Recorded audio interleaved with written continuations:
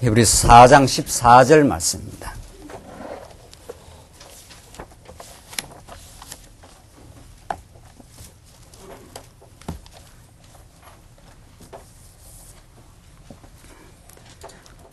우리 하나님 말씀 신약성경 히브리서 4장 14절 말씀입니다. 이 차신 줄 알고 봉독드리겠습니다. 그러므로 우리에게 큰 대제사장이 있으니 성천하신 자 곧 하나님의 아들 예수시라. 우리가 믿는 도리를 굳게 잡을지어다. 우리에게 있는 대제사장은 우리 연약함을 체휼하지 아니하는 자가 아니요 모든 일에 우리와 한결같이 시험을 받은 자로 돼 죄는 없으시니라. 그러므로 우리가 긍휼하심을 받고 때를 따라 돕는 은혜를 얻기 위하여 은혜의 보호자 앞에 담대히 나아갈 것이니라. 우선 16절까지 봉독드렸습니다. 16세기 종교개혁자 루터가 그 당대 중세 로마 교회 상황을 바벨론 포로에 잡혀있는 상황이라 이렇게 서술을 했습니다. 그것은 하나님의 생동감 있는 말씀, 살아있는 로고스의 능력은 그 당대에 사라지고 온갖 허위와 거짓들, 교회라고 이름 붙이기에는 너무도 비교회적인 잘못된 제도와 거짓된 교황의 권위 이런 것에 의해서 얼마나 많은 그 영혼들이 그 포로 생활을 하는 영적 노예 생활을 하는 그 상황을 일러서 루터는 그 당대 시대를 구약의 이스라엘 백성들이 바벨론 포로에 잡혀갔다고 하는 그런 그 구약을 인용하여 바벨론 포로에 잡힌 교회라 이런 그 비유를 루터가 합니다. 오늘 히브리서의 말씀 역시 그러합니다. 히브리서의 말씀은 예수님이 구약의 모든 율법의 최종적인 성취자로 하나님의 아들로 하나님의 영광과 그 권위를 가지고 이 땅에 모든 약속의 말씀을 성취하여 하나님 백성에게 참된 자유와 평강과 희락을 주러 오신 분인데도 그 당대 유대주의자들, 유대교 전통을 따르는 자들은 구약의 율법에서 그 찬란한 예수를 보지 못하고 율법을 지켜야 된다. 구약의 그 그림자적 제도를 그대로 준수해야 된다고 하는 식으로 예수님을 정면에서 공박했고 그래서 십자가로 몰아갔고 그 이후에 예수님의 제자들과 끊임없이 간단 없이 충돌하면서 그들이 초대교회를 괴롭혔습니다. 그러나 하나님은 그런 대적들을 오히려 포진해 놓으시는 하나님, 그게 하나님의 깊은 뜻입니다. 왜 하나님은 언약 백성들에게 이스라엘 백성들 가나안 땅에 들어갔을 때 그 모든 그 이방의 대적들을 일거에 다 전멸시키거나 청소해버리거나 없이 해서 들어갈 수 있지만은 하나님께 그렇게 하지 않고 그 대적들을 포진시켜 놓고 그들과 싸워 이기는 것은 오직 하나님 은혜의 말씀과 그 신실하신 약속에 의한 하나님이 하시는 일이라는 것을 이스라엘 백성들이 깨닫게 하기 위해서 그랬던 것처럼 지금 초대교회 유대교의 이 대적 가운데 두신 이유가 그렇습니다. 그래서 오늘 본문 말씀은 복음을 들었지만은 워낙 강력한 유대교의 그 도전 속에 흔들리는 성도들에게 새롭게 말씀을 가르쳐주고 그들에게 한없는 그 격려와 유로의 말씀을 주시는 것이 이 히브리서의 말씀입니다. 우리는 지난 시간 이 모세보다 우월하신 그 예수에 대해서 지금 우리가 살피는 맥락이 예수 신분이 우월성을 지금 우리가 확인하고 있습니다. 예수님의 신분이 구약의 모든 율법적 제도, 율법에 나타난 인물들보다 모세로 대변되는 구약 율법보다도 얼마나 예수님이 우월하신가. 그 첫째로 천사보다 우월하시다. 두 번째로 모세보다 우월하시다. 오늘 본문은 아론보다 우월하신 예수에 대해서 우리가 4장 14절로부터 6장까지 확인하게 되겠습니다. 이렇게 성경은 여기저기 떼어서 볼 수 없는 생명의 질서가 있는 말씀입니다. 얼마나 예수님이 우월하신가. 너희들이 잘못 오해하고 있는, 그래서 참 기독교를 지금 반박하는 유대교 전통이 얼마나 비기독교적인가 하는 것을 가르쳐 주면서 기독교란 도대체 무엇인가. 기독이라는 말이 그리스도라는 뜻의 한자 말 아닙니까? 기독. 그리스도교라는 것이 그 정체성이, 그 본질이 무엇인가를 가르쳐 주는 것이 히브리서의 말씀입니다. 여러분과 제가 히브리서 이번에 공부할 때 확고하게, 분명하게 확인함으로 정말 우리가 기독교를 믿는다는 것, 기독교가 도대체 무엇인가에 대한 정말 그 불변한 이 진리를 우리가 확인받게 되겠습니다. 그래서 오늘 본문은 이제 아론보다 우월하신 예수. 아론은 누굽니까? 모세와 동역한 구약의 하나님의 종으로서 이제 모세는 이스라엘 백성들을 전체적으로 이끌어갔던 대표적인 지도자라면 아론은 이스라엘 백성들의 그 죄를 걸머쥐고 하나님 보호자 앞으로 나아가는 제사장으로서의 하나님의 종이었습니다. 그런 아론도 구약에는 참 너무도 중요하고 소중한 하나님의 직분을 잘 감당했지만 그것은 어디까지나 장차 나타날 진짜가 오실 이제 참 그 복음의 실체로 오신 예수에 대한 그림자적이고 모형적인 인물에 불과한데 너희들은 그런 아론 제사장과 그와 부착된 구약의 제도를 지금 붙들고 있다 이런 뜻입니다. 그것이 유대교입니다. 그런 모든 것들을 붙들고 있으므로 붙들고 있는 자체가 문제가 아니라 그 구약의 그 그림자적인 제도를 붙들고 있으므로 실체 대신 예수를 놓치고 있다 이런 뜻입니다. 지금 그것은 제가 누차 강조해 드린 대로 2000년 전 유대교의 상황, 이 당시에 히브리서가 쓰여지는 이 상황뿐만이 아니라는 겁니다. 제가 서두에 말씀드린 대로 루터가 16세기 종교개혁 당시에 로만 가톨릭 교회를 바벨론에 포로잡힌, 그래서 백성들이 영적인 노예 생활을 하고 있는 그런 상황이라는 것을 루터가 상기시켜 주는 것처럼 오늘날 시대도 마찬가지입니다. 오늘날 시대도 교회가 무슨 제도적 권위에 의해서 움직이는 줄, 교회에 자꾸 형식이 자꾸 많아지고 그 형식이라는 제도가 성도의 삶을 자유하게 하는 것이 아니라 훨씬 더 불편하게 하고 심하게 말하면 노예 삼고 제도의 종이 되고 이렇게 되는 상황들, 이것들이 다 이 유대주의적인 그 징조, 정상들입니다. 병적 정상들입니다. 그러나 복음을 깨닫는다는 것은 얼마나 우리가 생동감 있고 자유롭고 교회 생활이 그 자유할 뿐 아니라 질서가 있습니다. 자유함이라는 게 방종을 뜻하는 게 아니라 복음 안에서 참 자유와 행복을 누리는 사람은 자꾸 성도들을 섬겨주고 싶고 사랑하기 때문에 사랑은 그 질서 있는 행동입니다.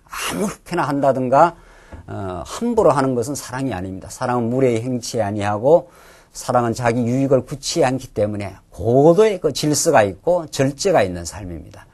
그래서 어떤 제도가 우리 삶을 규제하는 것이 아니라 내면적 생명의 말씀이 나를 움직여가는 정말 살아있는 기독교적 생활이 가능한 것입니다. 오늘 이 히브리서는 아론보다 얼마나 예수가 우월한 신분을 가지고 있느냐, 그 예수에 대한 깊고 바른 지식을 가지게 될 때 우리의 신앙생활이 얼마나 정말 그 복되고 생명력이 있게 되는가를 성경은 가르쳐 줄 것입니다. 14절 보시면은 우선 14절로 5장까지가 이 아론보다 우월하신 그 예수의 그 증거가 나옵니다. 예수님이 얼마나 그 아론과 다르냐?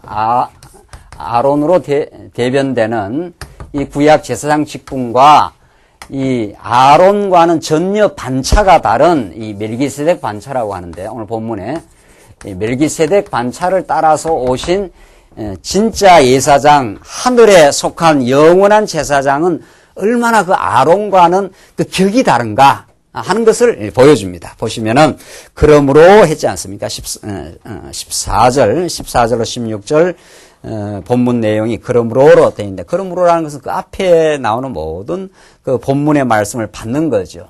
구약의 모세보다 예수가 월등 우월하여 모세에 끌려 나온 백성들은 참 안식을 얻지 못했지만은 모세보다 우월하신 예수 그리스도는 우리에게 참된 안식을 하나님 말씀을 통해서 주심으로 이런 뜻입니다. 앞에 본문을 다 받는 거죠.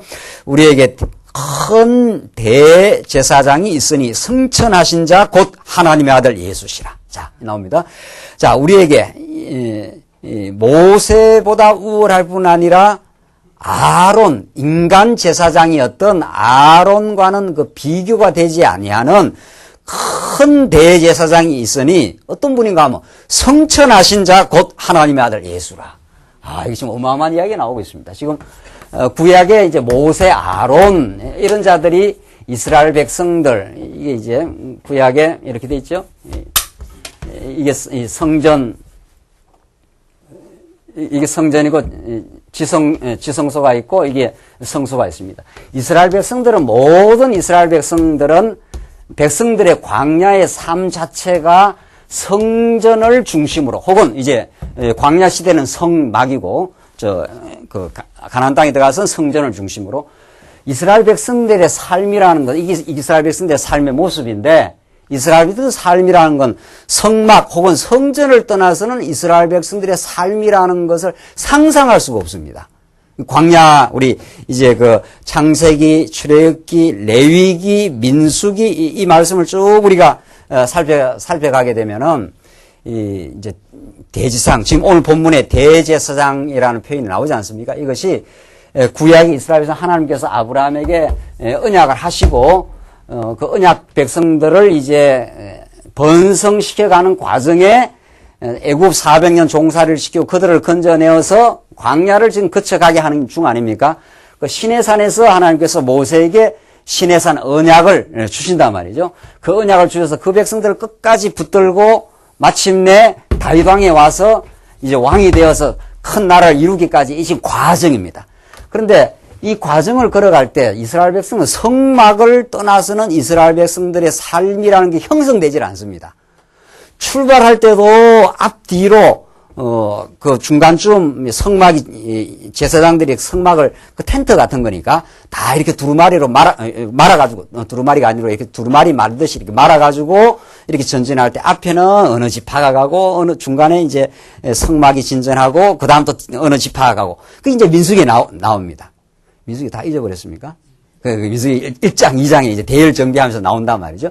그러니까 지금 우리가 오늘 이 본문 아론보다 우월하신 예수에 대해서 이야기를 할 때 구약에 도대체 아론이 어떤 상황 속에서 어떤 역할을 했고 그 상황 속의 그 핵심이 이게 성막인데 아론이 이 성막에 이 피를 가지고 1년에 한 차례 대제사장은 1년에 한 차례 여기 백성은 이거 들어가다 죽어요. 그냥 들어가면 적살을 합니다. 그러니까 이가 굉장히 두렵고 무서운 곳이고 거꾸로 말하면 은혜가 넘치는 곳이고 그렇습니다. 그러니까 죄 있는 백성이 들어가면 그냥 적살을 하는 아주 두려운 곳이고 대지상이 피를 가지고 들어가면은 그게 놀라운 하나님의 은혜가 임하는 곳, 그 시온소라 은혜를 베푸는 장소라 이게 이제 시온소거든요. 이게 법궤가 있고 아론의 쌍난 지팡이가 있는 곳이거든요. 그래서 대제사장이 들어간단 말이죠. 그러니까 이 대제사장이 성막으로 들어가는 이 정황이 어떤 하나님의 그 섭리 가운데 주어진가를 알아야 오늘 이 히브리서 말씀이 이해가 되는 거죠. 그렇죠? 그래서 지금 이제 그 이스라엘 백성들은 애굽에서 종살이하다 나와서 오합지졸들이 원래는 오합지졸이라는 거 어디서 알 수 있는 오합지졸이라는 뜻이 무엇입니까? 질서가 없다 이 말입니다. 질서가 없고 제 멋대로 움직입니다. 이스라엘 백성들은. 그런 이스라엘 백성들 혼란과 방황과 방향상실과 이게 이스라엘 백성들이 그걸 이제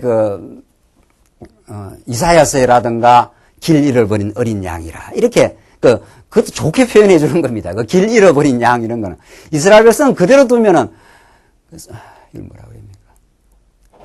애들 방향을 잃어버린 애들을 뭐라 그럽니까? 천방지축입니다. 천방으로 뛰어다닙니다. 천방으로. 그러니까 어떤 방향이 없다, 중심이 없다 이런 뜻입니다. 그게 혼돈의 상황입니다.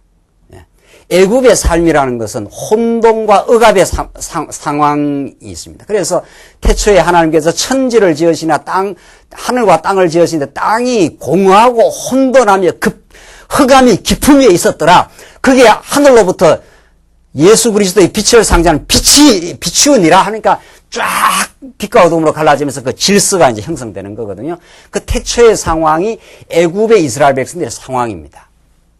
이 빛이 비춰지지 않은 이스라엘 백성들은 금송아지를 그냥 향해서 치달아가고 질주하고 혼돈을 겪는 그런 상황입니다. 그런 백성들에게 하나님께서 굽어 살피사 하나님께서 모세를 시내산에 올라오라고 해서 그 수많은 출애굽기 후반기부터 레위기, 민수기, 신명기에 이르는 그 수많은 이른바 시내산 언약, 포괄적으로 말해서 모세 언약이라는 걸 줍니다. 그리고 우리가 언약 성취의 말씀이라 그러지 않습니까? 구약 전체를 우리는 언약이라 포괄적으로 신약을 전체로 이제 예수 그리스도에 대한 성취를 하는데 아브라함 언약도 언약이고 모세에게 주신 언약도 언약이에요. 우리가 지금 오늘 본문은 이제 모세 언약이에요. 하나님께서 아브라함 언약을 이루는 과정에서 그 나라를 이루는 과정에서 이 오합지졸과 같은 이스라엘 백성들 내버려두면 혼돈과 자기 모순에 빠져가지고 갈등하고 붕괴될 이스라엘 백성들. 그 백성들에게 하나님께서 질서를 주시고 그들의 삶의 중심을 주시고 하나님이 어떤 분인가를 그들에게 가르쳐주기 위해서 시내산 언약을 주셔요. 그래서 시내산 언약이 주어지는 말씀이에요. 그래서 우리가 출애굽기 후반기부터 보면은 그 시내산 언약을 주는 가운데 계명을 주지만은 이스라엘 백성들은 그 하나님의 계명은 좋은 겁니다. 거룩한 겁니다. 거룩한 뜻인 하나님의 계명을 이스라엘 백성들의 능력으로 지킬 수가 없어요. 그걸 민수기를 보면 다 나타나지 않아요? 나오자마자 금송아지 만들고 모함 여인하고 놀아나고 모세를 반역하고 이스라엘 백성들의 정황입니다.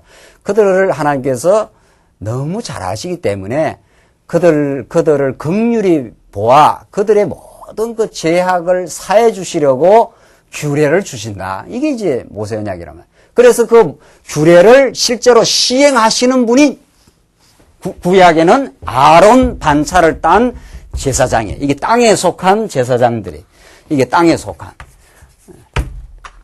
그 땅에서 실제로 그 제사장이란 말이에요. 그래서 이 제사장이 하는 역할이 오늘 본문대로 우리에게 큰 대제사장이 있으니 성천하신 자 이렇게 돼 있잖아요. 구약에는 대제사장이 뭘 하는가 하면 피를 가지고 양을 잡아가지고 그 피를 가지고 왜냐하면 죄값은 사망이기 때문에 하나님은 정의롭고 공의로우신 분이기 때문에 죄에 대해서 그냥 간과할 수가 없어요. 죄에 대해서 죄값을 사망을 정의로운 심판을 해야 돼요. 그러니까 만약에 하나님께서 정의만을 우리에게 정의의 잣대만을 들이대면은 살아남을 사람이 있습니까? 자, 우리는 우리에게 하지 말고 너무 겁나니까 이스라엘 백성들에게 이스라엘 백성들에게 정의의 잣대를 딱 갖다 대면은 이스라엘 백성들이 한 사람도 살아날 수가 없습니다. 다 금송아지 섬겼고 오합지졸처럼 하나님을 떠나가고 자기 욕망대로 분출하고 이스라엘 백성들의 그 분출의 모습은 민수기를 공부해 보면 너무도 잘 나타나잖아요. 조금만 가면은 뭐라 그래? 야, 이 모세야. 뭐 이렇게 모세는 그냥 막 얻어 터지는 공이에요. 모세는 계속 얻어 터져요. 네? 우리를 어디 묻을 데가 없어갖고 이 광야에 왜 데리고 왔느냐? 이스라엘 백성들의 이 분출하는 욕망들 말이죠. 인간의 그 분출하는 욕망을 그도 잡을 수가 없어요. 모세가 너무도 괴롭고 해서 하나님 앞에 거꾸러지고 또 거꾸러지고 하나님 이 백성들을 굽어 살피고 용서해 주시고 내 생명을 드릴지언정 이 백성들을 용서해달라고 모세가 아주 필사적인 그 중보 기도를 하지 않아요? 모세는 장차 오실 메시아의 그 필사적인 그 기도를 뜻하는 거예요. 그 백성들을 그냥 놔두면 그냥 다 죽어요. 그래서 하나님께서 이 계명대로 말하면 이스라엘 백성은 다 죽습니다.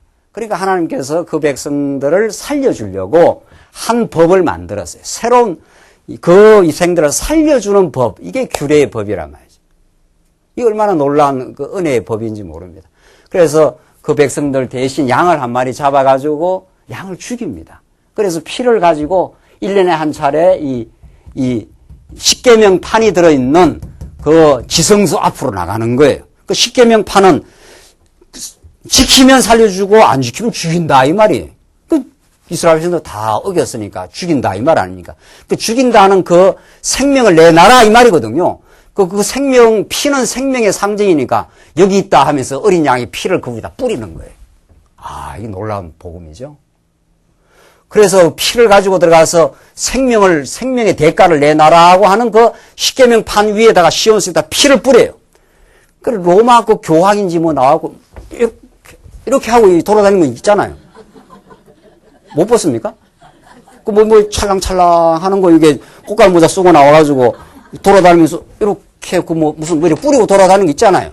그게 지금 구약의 제사를 재현한다고 그러는 거예요, 그게.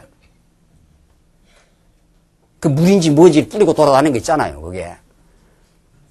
이런 코미디가 세상에 있냐 말이죠. 그 루터가 그걸 보고 이게 뭐야 도대체? 이렇게 된 거예요, 도대체. 그게 무지몽매한 그 중세 백성들은 그걸 지금도 그렇게 따라가고 있잖아요. 지금 뭐 그 가톨릭에 뭐 보통 그 지성인들이 많나요? 그 세상의 지성은 종교와는 관계 없는 거예요. 알고 보면. 이게 뭐예요? 이렇게 뿌리고 지금 이제 제사장 역할을 한다는 거예요. 뿌리고 돌아다니면서. 뭐 그거하고 뭐 성질 낼 건 없지만은 뭐 모르니까 그런 건데. 우리 이제 진리가 뭐냐 말이지요. 우리 영혼들이 어디로 가야 되느냐 도대체. 여러분과 제가 무슨 말씀을 듣고 생명의 지금 부활의 역사를 느끼고 성천하신 자를 따라서 새롭고 산 길로 우리 길을 열어놓으신 하나님. 지금 이게 뭐예요? 이게 돌아다니면서 지금 입에다가 뭐 하나 집어넣어주고 말이죠. 그게 넘어간다고요, 지금? 지금 그게 넘어간다고요? 지금 그러니까 그 사람들을 우리가 뭐라고 하기 전에 개신교가 개신교 역할을 지금 못하는 거예요. 개신교가 지금 오히려 구교화되고 있지 않나요? 개신교가 온갖 주렁주렁 하는 거 다 뒤집어 쓰고 나와가지고 말이죠. 이게 의식주의, 이게 이방 종교 냄새가 풀풀 나는 말이죠. 아주. 16세기 종교 개혁자들도 그런 거 다 없애버렸는데 말이죠. 뭐야 이거 도대체. 예수 믿는 게 그런 거야. 철철 걸치고 나와가지고 말이죠. 성경에 그런 말이 어디 있냐 말이에요. 성경에 그런 말들이. 지금 대제사장 예수가 성천하신 자라는 거예요. 구약의 제사장은 이게 백성들을 대신해서 그들의 죄를 걸머지고 대제사장의 역할이 그렇게 중요해요. 대제사장은 하나님과 백성 사이를 중보하는 자예요. 대제사장이라는 것은 하나님과 제사장과 백성은 백성이 죄인이기 때문에 그냥 나가면 죽어요. 그러니까 백성의 죄를 참 백성들의 죄와 동일시합니다. 제사장 역할은 백성들의 연약성과 동일시해요. 아, 이게 중요한 복음이죠. 예수님이 우리 이 땅에 찾아오셔서 우리의 죄값을 걸머지고 마리아의 몸에 잉태하신 거예요. 이게 복음이에요. 이게 복음이에요. 하늘에서 그냥 구원 얻으려면 말고 말라면 말아 이렇게 구원하신 분이 아니라. 그러니까 백성의 죄를 제사장은 같이 동일시하고 그들의 죄를 품고 그들의 죄를 걸머지고, 부모가 자녀를 사랑하면 자녀의 그 몸부림 속에 같이 들어가서 울고 그렇게 하잖아요. 그런 것처럼 하나님은 정말 사랑하는 부모의 심정이에요. 그렇게 찾아와서 대제사장 그 백성들의 죄를 걸머지고 그 피를 가지고 이 지성소 앞으로 나아가는 거예요. 이 지성소의 문을 열로 나가는 거예요. 왜? 인간의 영광은 하나님 아버지를 배우는 것이니까. 도무지 우리 인간이 하나님의 영광의 얼굴을 놓쳐버리면은 그때부터 세속주의로 유대주의로 다 비틀비틀하는 거예요. 다 방황하는 거예요.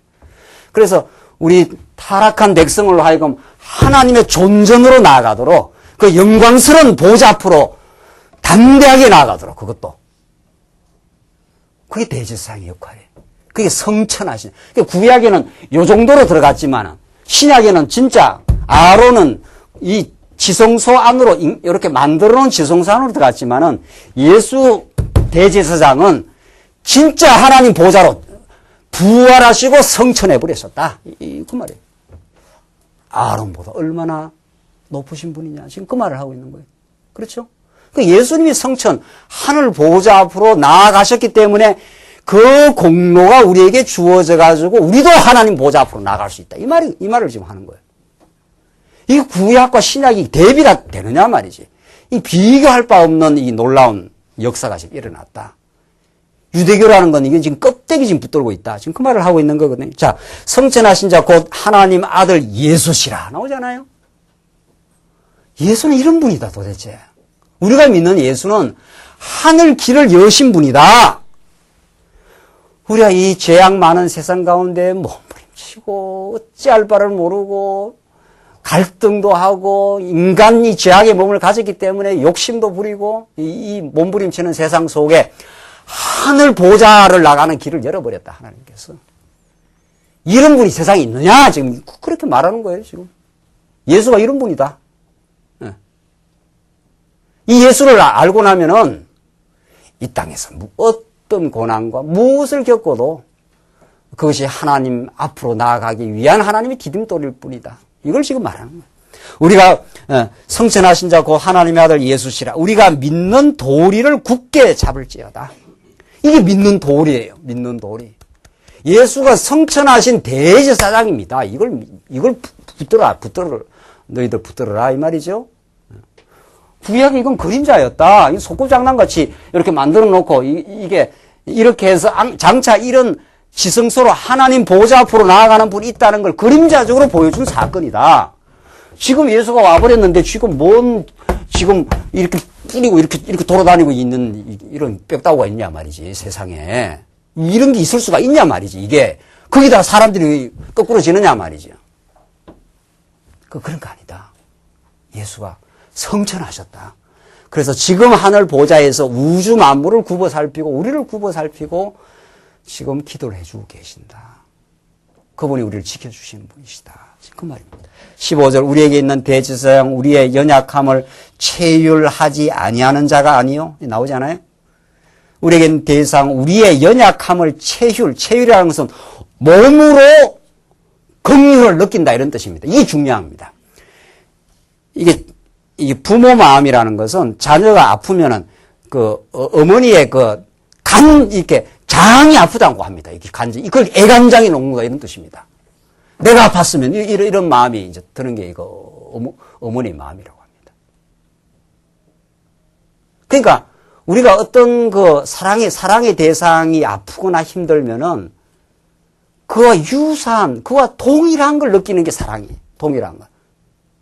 우리 부모가 그렇지 않습니까? 그게 저쪽보다 더 아픈 거예요, 어떻게 보면 막. 내가 그 아픔을 대신 치러줬으면 이런 마음이 든다는 거 아니에요? 그게 하나님의 마음이에요. 여러분에게 일반 계시적으로 이렇게 주시는 그런 마음이 있는데 우리 하나님이 그런 마음이에요. 그러니까 대제사장은 이 아론이 또 굉장히 중요해요. 아론 구약에는 대제사장은 백성들의 죄악의 상태의 연약성을 모르고 그냥 피만 가지고 쑥쑥 들어가는 분이 아니에요. 그들의 연약성과 그들의 무지몽매함과 방향 잃음과 그들을 긍휼히 보는 거니까 체휼이니까 요 머리에서 힘들겠다 이런 게 아니에요. 하나님 마음은 그런 게 아니에요. 우리는 왜 어떤 사람이 힘들면 아이고 참 힘들겠다. 그래서 자기 마음은 별로 괜찮지요. 네. 참 힘들겠구나. 이렇게 우리가 어떤 대화할 때 뭐 굉장히 힘들다 그러면 그건 머리로 힘들겠다고 생각하는 거예요. 그 생각으로 하는 건 아직은 그 사람의 마음속에 들어간 게 아니지요. 정말 힘들겠구나. 이제 몸이 느끼는 거예요. 몸이. 체휼이라는 말이 그런 뜻이에요. 체휼. 영어로 하는 컴패션.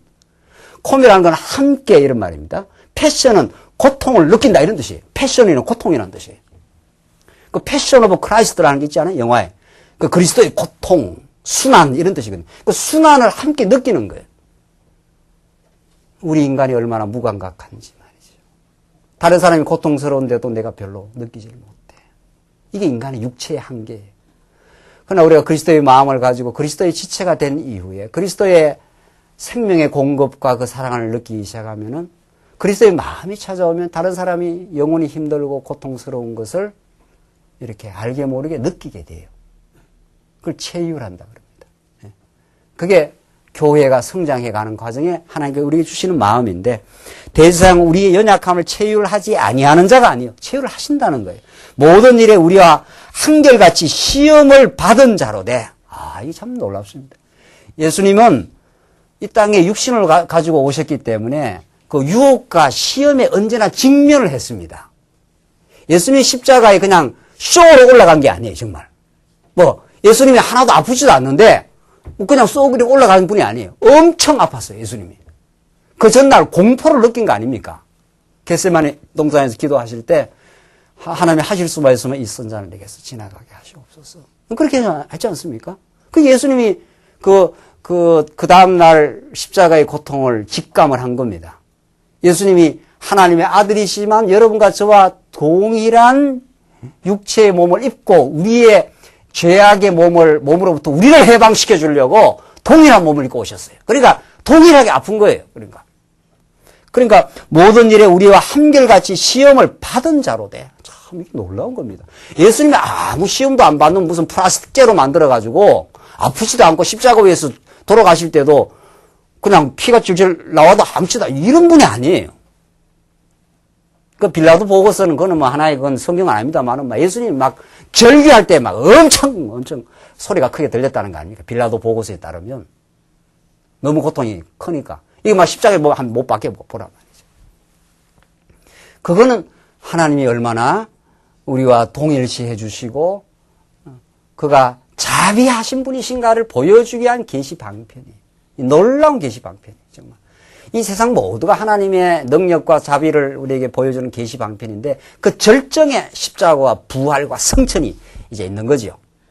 모든 게 다 계시방편이지만 그 중에 가장 그 노른자위를 보여주는 게 그래서 예수님이 그렇게 오신 분이 그러나 죄는 없으시나 그러니까 시험을 안 받는 존재가 아니고 시험을 받지만 이겨내신 분이죠. 어떻게?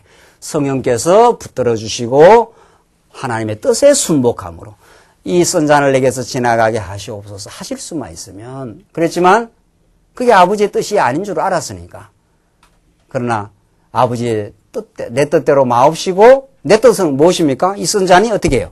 지나가게 하는 거 아니에요. 그렇죠? 그러나 내 뜻대로 마옵시고 아버지의 뜻대로 하시옵소서. 아버지 뜻이 이 선잔을 받는 것이라면 받게 하시옵소서. 이게 순종의 도를 보여주신 거예요. 예수님이.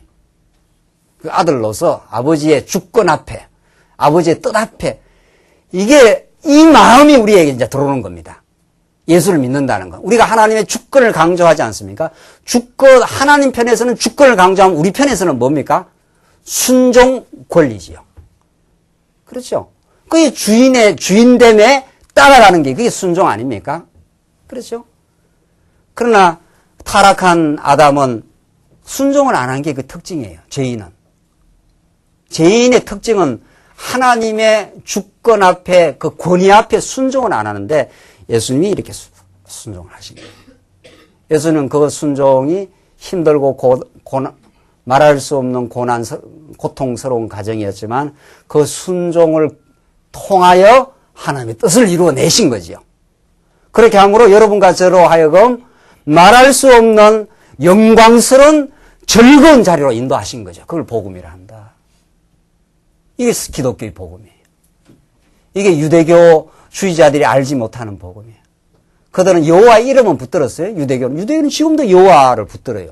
그러나 그 여호와 하나님께서 그 영광스러운 여호와 하나님께서 하나님이 여호와시다. 그 유대인들은 지금도 유대교인들은 구약을 말하고 있으니까 그 여호와 하나님이 그리스도를 보내어 여호와됨을 증명했다. 이게 이제 그 여호와 하나님이 그리스도를 통해서 자기의 영광을 드러내는 건데 그러니까 유대교는 그리스도가 없어요. 그렇죠? 그리스도를 예수를 이 땅에 마리아의 몸에 난 예수, 나사렛에서 태어난 예수, 그 예수가 그리스도이심을 모르는 거죠. 왕이심을. 하나님의 그 주권을, 왕권을 갖고 이 땅에 오신 분을 모르는 거예요. 그러나 예수님은 왕이시되 하나님의 뜻에 순종한 거죠. 그게 제사장 역할이에요. 제사장이라는 건 죽어주는 거예요. 대신. 그 연약성을 동일시하는 거예요. 그들의 연약함을 잘 아시고 와서 체휼해 주시는 분이에요. 체휼만 한 것이 아니라 다시 부활하여 성천하신 분이에요. 이 영광스러운 길을 가는 거죠. 예수님이. 이분을 믿는 게 기독교란 말이죠. 그렇죠? 우리는 그런 복음을 듣고 있습니다. 그가 죽어서 끝나버렸으면 안 되잖아요. 그럼 우리도 죽고 끝나잖아요. 죽고 끝난 게 아니에요. 예수님은. 제물로서 끝난 게 아니라 드디어 부활하시고 오늘 본문대로 어떻게 해요? 성천하셨다. 그래서 높아지신 예수 그리스도라. 이게 마가복음에서 낮아지심과 높아지심에 대한 말씀입니다. 이거 어마어마한 이야기들이 지금 이 히브리서가 하고 있는 게, 이게 세상은 우리에게 가르쳐 주지 않는 진리예요. 세상 어느 철학이나 어느 종교에 가도 이 그리스도에 대한 진리가 없어요. 그 하나님이 우리를 위해서 낮아지셨다가 하나님의 아들이 높아지셔서 우리를 영광스럽게 높여주신다, 이런 뜻이란 말이죠. 그래서 우리가 왕 같은 제사장이 되는 거예요. 우리도 예수님을 따라서. 그래서 여러분과 저의 신분이 이제 빌빌하는 신분이 아니라 이 말입니다. 이 지금 성천했다. 예수님이, 아론이 여기에 지성소로 나갔다는 건 백성들은 어디에 있습니까? 백성들은 이 글이 굉장히 큰 겁니다. 성막이 굉장히 큽니다. 이게 뭐 어떻게 크게 그릴 수가 없어서 이렇게 그렸지만은, 이게 12지파가 이게 성막을 중심으로 이렇게 포진을 하거든요. 언제나 성막을 중심으로 딱 포진하고, 성막이 가야 또 가고 이런 겁니다. 이스라엘 백성들의 삶의 중심이 뭐라고요? 성막. 그 중에 중심 중에 중심이 뭐예요? 지성소예요. 거기로 대제사장이 들어가는 거예요. 대제사장이. 그래서 대제사장이 이 길을 확 열고 들어가면서 이 휘장을 확 열어 제치고 막 들어가는 거거든요. 아, 이게 뭐 신나지 않아요? 아, 신나요. 하나님 앞으로 와, 나가는 거예요. 이 영광의 보좌 앞으로 나가는 거예요. 이게. 예수 믿는 게 이런 거예요. 예수 믿으면 빌빌한 게 아니. 예수 믿는다는 건 우리의 고난도 있고 어려움도 있지만은 그 고난과 영광은 우리에게, 고난은 우리에게 영광스러운 보좌로 나가는 길이에요. 이 제사장이 그렇게 했잖아요. 제사장이 양을 하나 죽여가지고 그 고난의 죽음을 치르지만은 마침내 그 고난을 거쳐 영광이 이르지 않나요? 그렇죠? 그 복음은 영광스러운 거예요. 하나님의 5대 속성의 영광이라는 게 막 쏟아지는 거예요. 이 땅 위에. 이 피조 만물에도 드러나고, 나에게 하나님의 영광을 전하고, 이 시편에 그 기자들이 하나님의 영광을 바라보고는 막 삶이 변해버리는 거예요. 삶이. 이 천지 만물이 영광이다. 거기다가 예수 그리스도는 영광의 광채로 오셨다. 이게 히브리서의 말씀입니다. 기독교는 이런 겁니다. 기독교는. 정말. 이게 복음입니다. 그래서 예수님은 시험을 받은 자로 되 죄는 없으시다. 이게 내신 거예요. 순종의 도를 예수님이 따라간. 그러므로 16절. 그러므로 우리가 긍휼하심을 받고 때를 따라 돕는 은혜를 얻기 위하여 은혜의 보좌 앞으로. 은혜의 보좌가 뭡니까? 이게 하나님 앞으로. 그래, 하나님은 정말 은혜로우신 분입니다. 정말 하나님은 은혜로우신 분이에요. 하나님은 은혜와 자비가 많으신 분입니다. 하나님은 우리 택한 백성에게는 그 날카로운 정의의 칼날을 갖다 대질 않습니다. 사실은 하나님은 정의롭기도 하시지만 정의를 잡아 삼키는 것이 은혜니까. 그렇죠? 참 그 정의가 살아 있어야 되긴 하는데 그걸 갖다 대면 자기 자녀가 죽으니까. 그러니까 정의의 칼을 다 품는 하나님의 사랑이, 그것이 이스라엘 백성들을 은혜의 보좌 앞으로 나아올 수 있는 길을 열어놓으신 거죠. 그러니까 이렇게 보면은 막혀 있는 것 같지 않아요? 그런데 하나님께서 요 막혀 있는 듯 하지만 이렇게 딱 지성소, 성소 이렇게 딱 칸막이가 져 있거든요. 그리고 또 대제사장만 들어온다 이렇게 돼 있어요. 그래. 그러나 대제사장이 피를 가지고 들어오면, 그렇죠? 피를 가지고 들어오면 이 문이 어떻게 된다? 열려진다. 이렇게 돼 있다. 그 조건이 있어요. 어떤 다른 조건으로는 안 된다 이런 거예요. 그렇죠? 연보를 몽땅 가지고 하나님께 나아가면 되는가? 그렇게도 안 된다. 하나님 앞에 선행을 많이 쌓아서 나아갈 수 있는가? 그렇게도 안 된다.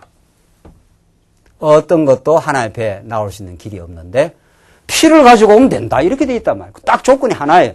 그 누가 만든 조건이에요?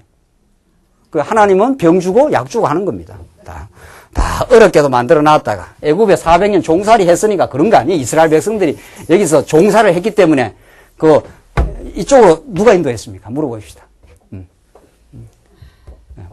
요셉의 형들이 요셉을 팔아먹었죠. 그렇죠? 팔아먹었죠. 그리고 여기다 또 뭐를 일으켰어요? 기근을 일으켰죠. 그래서 이스라엘 백성이 쫄렁쫄렁 들어간 거 아니에요. 안 들어가고 그냥 썩 이렇게 가지 말이지. 그렇게 해서 고생할 일도 없고 그냥 척 이렇게 이쪽으로 막 다윗왕국으로 갔으면 좋겠는데 한번 이렇게 들어가서 기근도 이렇게 갖고 만신창이 되고. 그런데 요셉이 고백하기를 당신들이 나를 여기 보낸 게 아니라 어떻게 해요? 하나님이 우리 백성을 구원하게 하려고 하나님이 보냈다. 야, 정말 그러니까 하나님이 병도 주시고 어떻게 약도 주시고 약 올리려고 그런 게 아니고 처음에 이 복음 들을 때 그러면 하나님 우리 약 올리는 분이냐 아니고 그 구원의 영광이 하나님의 긍휼과 자비가 얼마나 큰가를 우리 인생으로 하여금 깨달으려면 뭐 고생 안 해보고 우리가 하나님의 은혜의 보좌를 누릴 수가 있나요? 그렇죠?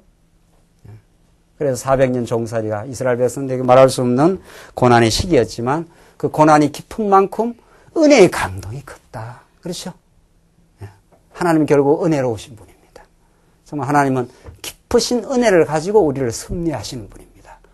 우리가 고난을 치를 때, 연단을 받을 때 하나님 왜 이렇게 하십니까? 왜 이렇게 깁니까? 이게 이스라엘 백성들의 한탄이요 하나님 앞에 질문이었습니다.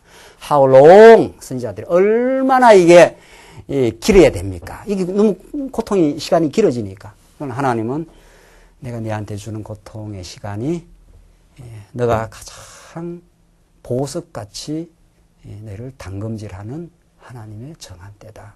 내가 너를 사랑한다. 정말 그렇게 선지자를 통해서 이스라엘 백성들을 위로하시고 사랑하시는 분입니다. 오늘 이 본문 말씀대로 은혜를 얻기 위하여 은혜의 보호자 앞으로 담대히 나아갈지니라.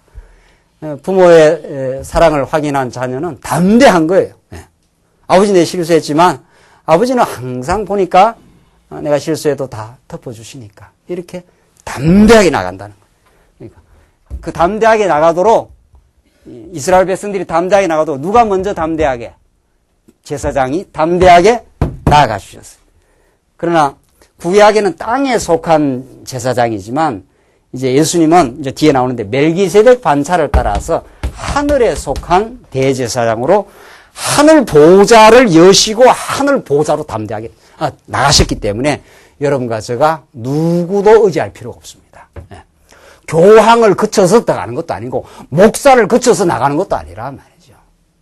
이게 우리 종교개혁자들이 만인 제사장이라 자꾸 어떤 특정한 성직자들만 제사장이다, 사제다 해서 그 사람들 통과해야 하나님께 나가는 줄로 그렇게 딱 천국 가는 길을 딱 가로막고 있어.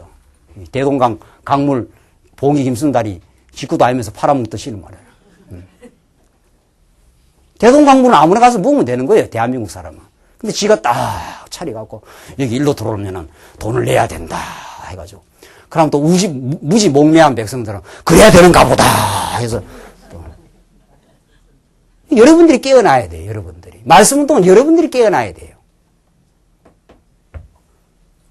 만약 누가 돈 받으나 그러면 니 끄냐 해야죠. 니 끄냐. 그거 다 대한민국 물 아니냐 그거. 하나님 우리는 이제 신앙적으로 말하면 하나님의 은혜다. 하나님의 은혜로 나는 하나님 맡에 바로 예수님을 의지하여 나간다. 이 아론은 장차 오실 진짜 대제사장 예수님의 그림자적 인물이라. 그렇죠? 그럼 예수님으로 말미암아 하나님 보좌 앞으로 담대하게 나가요. 담대하게. 그러니까 예수 믿는다는 게 담대하단 말이죠. 마음에 부끄러움이라든가 위축됨이 싹 없어져 버려요. 하나님 앞에서. 그러니까 예수 믿고 어깨 쫙 펴고 말이죠. 하나님 앞에서. 들을 게 있나요? 하나님이 우리를 위하시면 누가 우리를 송사하겠느냐. 이게 막 로마서에서 펄펄 막 살아 움직이는 사도 바울의 신앙 고백이에요. 우리는 그런 하나님의 특권과 하나님의 긍휼하심과 자비하심을 얻은 백성입니다. 여러분과 제가. 뭐 두려울 게 있습니까? 지금. 고난은 있어요. 두려울 거 없다니까 모든 게 편안하겠구나가 아니고 힘든 일도 있고 어려운 일도 남아있지만 하나님으로 말미암아 우리는 담대할 수 있다. 이 오늘 본문 말씀 아닙니까? 성경이 가르치는 바야. 5장 보시면은 1절로 4절은 아론은 사람 가운데서 취한 대제사장이라고 말합니다. 자, 대제사장마다 이제 아론에 대한 설명이 나가는데 대제사장마다 사람 가운데서 취한 자이므로 하나님께 속한 일에 사람을 위하여 예물과 속죄하는 제사를 드리게 하나니 구약의 말입니다. 이게 구약의 대제사장은 사람 가운데 취했지 않느냐? 아론 반차 가운데 한 사람을 취해가지고 하나님께 속한 일에 사람을 위하여 예물과 속죄하는 제사를 드리게 하나니 저가 무식하고 미혹한 자를 능히 용납할 수 있는 것은 자기도 연약에 쌓여 있음이니라. 이게 구약적 상황입니다. 이것도 참 중요한 말 아닙니까? 왜 저가 무식하고 미혹한 자를 능히 용납을 하는가 하면 자기도 연약하니까. 대제사장 아론 자기도 실수가 많은 연약한 백성이니까. 그러니까 연약한 백성들의 심정을 잘 안다 이 말입니다. 이 사람은 심정이 통해야 되는 겁니다. 요즘에 21세기의 화두가 뭡니까? 이 소통 아닙니까? 소통. 이 통하지 않으면 이게 사람이 답답해서 못 산다는 거예요. 근데 예수님은 진짜 하나님과 우리 백성을 어떻게 하려고 왔습니까? 이 소통하러 왔어요. 통해주러 왔단 말이에요. 그 예수님은 이제 구약의 무슨 뜻인데 구약은 제사장은 무식하고 미혹한 자를 능히 용납을 할 수 있다는 거예요. 아, 참 이 사람들이 하나님을 잘 몰라서 미혹을 당하는 자. 그건 자기도 연약한 줄 아니까. 자기도 미혹도 당하고 헷갈리니까 어떨 때는 아, 하나님 붙들어 주셔야 되는 거구나. 하나님 은혜가 필요한 인생들이구나. 이렇게 안다는 거예요. 그래서 이름으로 백성을 위하여 속죄제를 드림과 같이 또한 자기를 위하여 드리는 것이 마땅하니라. 그러니까 이 구약의 제사장은 백성을 위해서만 속죄제 드린 게 아니고 자기를 위해서 드려야 돼요. 그렇죠? 자기도 죄인이니까 그랬단 말이죠. 그런데 이 종기는 아무나 스스로 취하지 못하고 오직 아론과 같이 하나님의 부르심을 입은 자라야 할지니라. 입은 자라야 할 것이니라. 그러니까 이 대제사장은 내가 대상하겠습니다. 이렇게 자기가 무슨 나서서 되는 일이 아니다. 하나님께서 대제사장으로 선택한 아론 반차, 레위 지파 가운데서도 아론 반차, 아론 그 클래스를 따라서 아무나 되는 게 아니라는 거예요. 거기에서만 대제사장이 뽑혀서 나오도록 구약에 그렇게 했다. 이 구약을 설명하는 거예요. 구약 제사라는 것이 땅에 속한 것이고 사람들에게서 나온 것이고 이런 말이죠. 그러나 지금 하늘의 제사장은 어떤지 5절부터 설명이 돼요. 5절부터는 하늘의 멜기세덱 반차를 따른 제사장이다. 이 이제 5절에 나옵니다. 또한 이와 같이 그리스도께서 대제사장 되심도 스스로 영광을 취하심이 아니요 오직 말씀하신 이가 이 누굽니까? 말씀하시니 하나님 요구 아닙니까? 저더러 이르시되 너는 내 아들이니 내가 오늘날 너를 낳았다. 이게 시편 2편에 나오는 말씀입니다. 너는 내 아들이니 이게 예수님을 지칭해서 말한 거예요. 내가 오늘날 너를 낳았다. 내 아들을 진짜 대제사장으로 내가 세우겠다. 구약에는 사람에게서 나온 불완전한 사람에게서 나온 대제사장을 세우지만은 이제 진짜 아들을 대제사장으로 세우는 때가 온다. 지금 그 말이에요. 하셨고 6절 또한 이와 같이 다른데 말씀하시되 내가 영원히 뭐라고요? 멜기세덱 반차를 쫓는 제사장이라. 이 다르다. 격이 달라요. 이건 아론 반차를 따라서 땅에서 태어나고 사람에게서 뽑힘을 받아서 불완전하고 일시적인 그런 제사장이지만은 이것은 아론과는 다른 전혀 멜기세덱 반차를 따르고 하늘의 제사장이고 아들로서 세우고 이거는 완전한 제사장이다. 이렇게 형격하게 다르다. 이걸 지금 말해주고 있는 거죠. 자, 오늘 결론입니다, 이제. 자, 이제 멜기세덱이 뭐냐? 여기에 대한 설명이 우리 6장, 7장 계속 나옵니다. 이제 우리 다음 시간.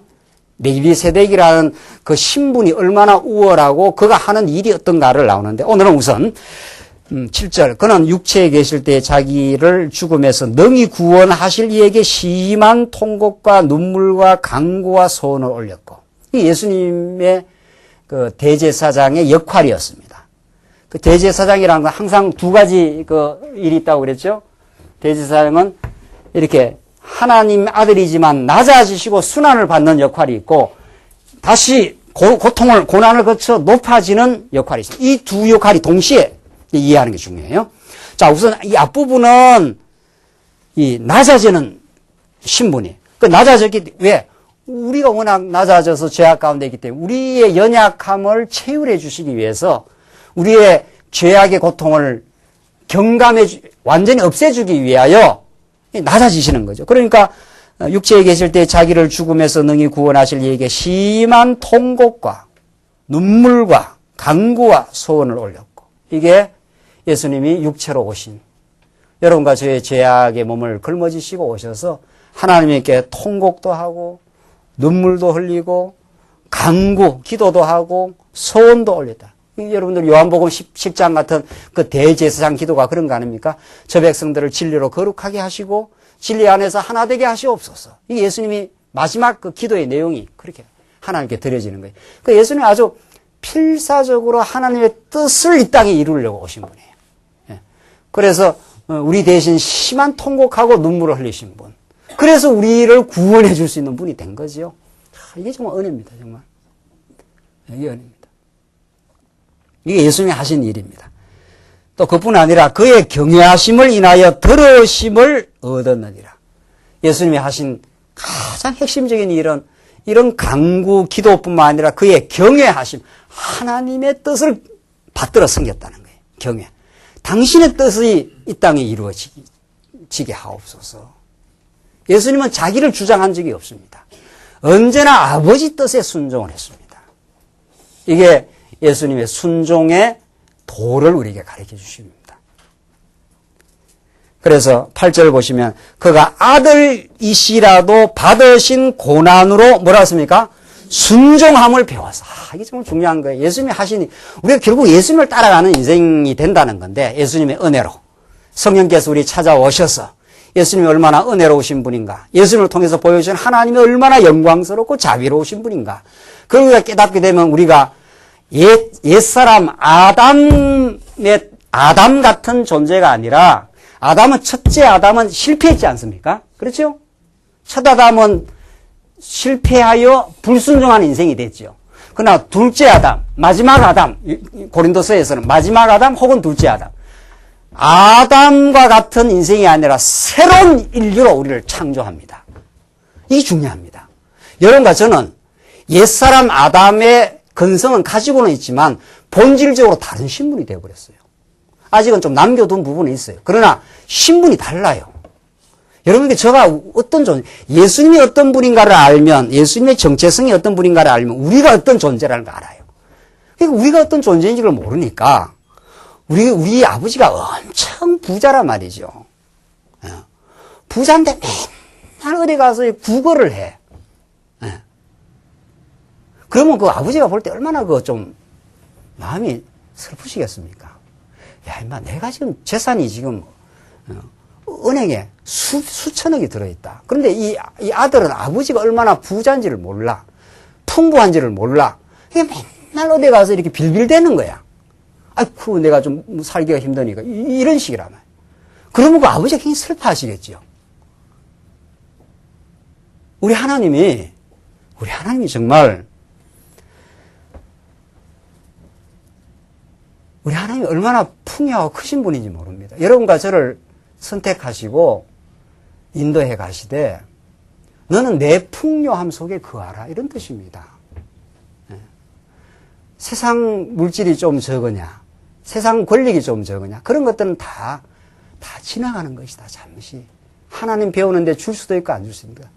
김연아 같은 20살밖에 안 된 애도 이제 다 지나가느니라 그랬다는 거 아니에요? 이게 잘 모르는 이야기입니까? 자기가 그 좌우명을, 이 모든 것들이 다 지나간다. 영광도 실수도 다 잠깐이면 지나가는 일들이다. 이렇게 마음을 먹고 경계하러 나갔다는 겁니다. 신문들 안 읽으십니까? 그리고 신문도 좀 봐야죠. 너무 성경만 보지 말고 신문도 좀 읽고 이렇게. 김연아 같이 나이 20살밖에 안 된 애도 그런 철학이 있어요. 기독교인이 정말 기독교 철학이 하나님께서 주시면은 다 지나갑니다. 이건 다 지나갑니다. 잠깐 후면 오실 리니 정말 지나가요. 고난도 영광도 이 땅에 다 지나가요. 우리에게 정말 필요한 건 하나님의 영광이에요. 그건 지나가지 않아요. 은혜와 자비하심이. 그렇죠? 정말 은혜와 자비하심이. 그래서 대제사장은 우리 대신 이렇게 낮아지어서 하나님 앞에 순종을 합니다. 그러나 아담은 순종하지 않았죠. 둘째 아담 예수는 순종의 도를 우리에게 가르쳐 주셔요. 그래서 고난을 받아 순종함으로 영광이 이르렀지 않아요? 우리도 예수를 따라가는 사람은 당연히 고난이 오겠구나. 이 고난을 거쳐 하나님의 부여한 풍성한 은혜에 우리가 이르겠구나. 이게 지금 예수님이 하신 일이라는 거예요.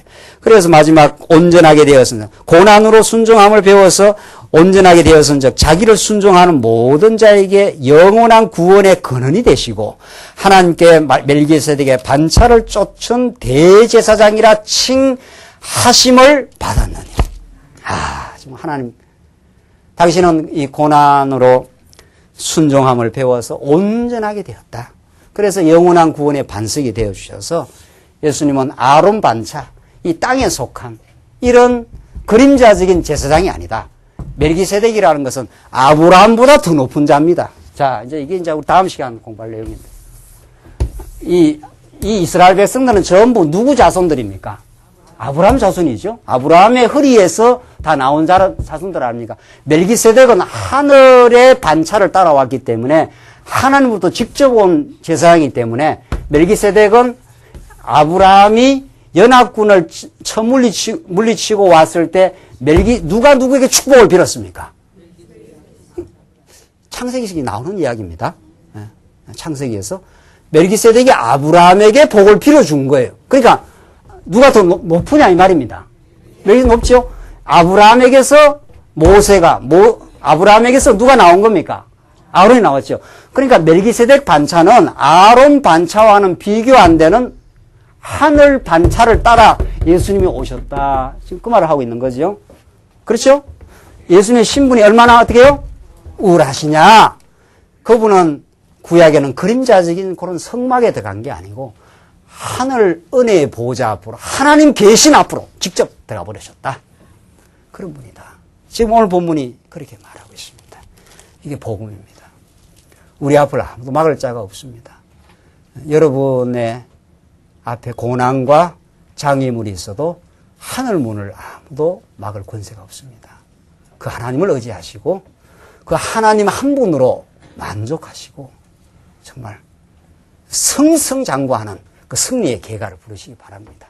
이게 우리 신앙에 이게 인에게 주신 하나님의 축복이요 특권입니다. 기도하십시다. 하나님 아버지 감사합니다. 우리 예수로 말미암아 풍요하게 살게 하시옵소서.